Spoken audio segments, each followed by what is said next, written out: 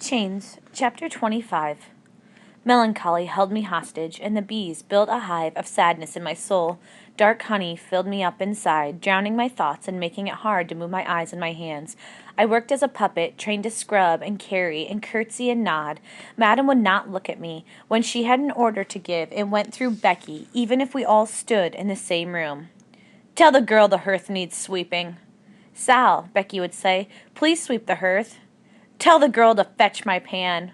"Sal," Becky would say, "please fetch Madam's ivory fan.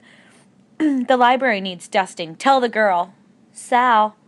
I swept the hearth and fetched the fan. I dusted the library without looking at the books on the shelves or the horse on the wall. I preferred the chores that took me out of the kitchen, for it was there the bees tricked me into seeing Ruth's ghost and playing on the floor, turning butter and counting out kernels of corn. When her voice whispered to me, I caught fire again, from my toes to my face, and I burned slow like a damp wood. Becky watched me carefully when I turned inside myself like that. She once tried to apologize for what happened. The instant she stopped talking, I forgot what she said. "Tell the girl there are bedbugs in my chamber." "Tell the girl to wash the steps." Curzon came around day after day and talked me through the boards of the fence. I did not answer him. July marched out.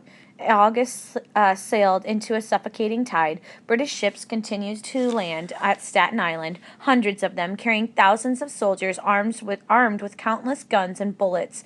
We went 2 weeks without rain. There were outbreaks of camp fever, smallpox, and dysentery, along with the rebel troops. They turned the King's College into a hospital to care for thousands of sick men. I prayed that Colonel Regan was there too. I prayed he would fall ill and die a terrible death for lying to me and betraying me and letting them break my body. Wherever I heard the words liberty or freedom, I wanted to spit in the dust. The air was steeped with evil during those muggy, pestilent days. "Tell the girl to sweep the cellar." When I swept it, I found the cobwebs that I had saved for Ruth. I threw them into the fire, along with the mouse carcasses and the rotten potatoes. "Tell the girl the milk has soured." 'Twas left in the sun on purpose. The British finally made a move towards the end of August, rowing half their army across to Long Island in flat-bottom boats. Becky convinced Madam to send me to the market on my own again because she was afraid to go. What with battle due to break out any minute. Madam agreed. She said my mark would ensure that I stayed out of trouble.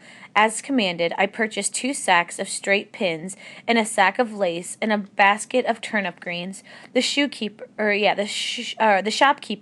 and the folks looked at my face and saw only an angry red scar, and it just started to fade at the edges. They did not see the girl hidden behind it.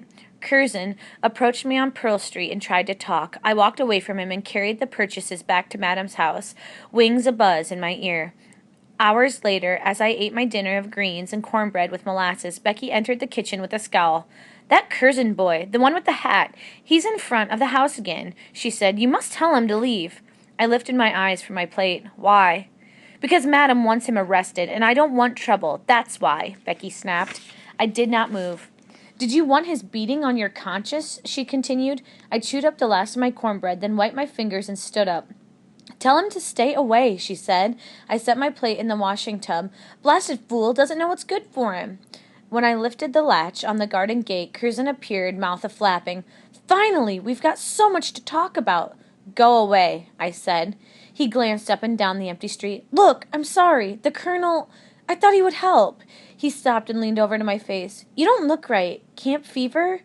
My tongue felt the ragged edge of a broken tooth. "I'm fine." He dropped his eyes to the ground. "Sorry's not enough, but I am sorry about all of it." I picked at the splinter of wood on the gate, and there was something changed about him. I could not figure it out. Many things looked different since they burned me up. "Not your concern," I said. "'Tis so," he said. "I've asked about your sister, a sailor. I know he thinks she was put on a ship to Halifax. No, they sent her to Nevis." He opened his mouth, but he could not find any words. "Go away," I said, "or they'll arrest you," Madam said. "Has she received any letters from Lockton?" The question hit me like a bucket of cold water. "You're asking me to spy again?" Listen, he started. Our freedom. I did not let him continue. You're blind. They don't want us free. They just want liberty for themselves. You don't understand. Oh, no, I understand right good, I countered. I shouldn't have believed your rebel lies. I should have taken Ruth and run the night we landed. Even if we drowned, we would have been together. He reached out and grabbed my arm. Don't say that. His hand was strong, but so was mine. I grabbed his thumb and twisted it backwards. Turn me loose. My body and voice shook as if trapped in one of Ruth's fits. Sorry, he released me, and I released him. Sorry for your sister, and for your face, and your broken head. He wiggled his thumb. 100 times as sorry as the hills. I moved to shut the gate in his face. He held it open. We all have scars, Isabel. I'll never talk to you again. I threw myself against the gate and shut it and threw home the latch.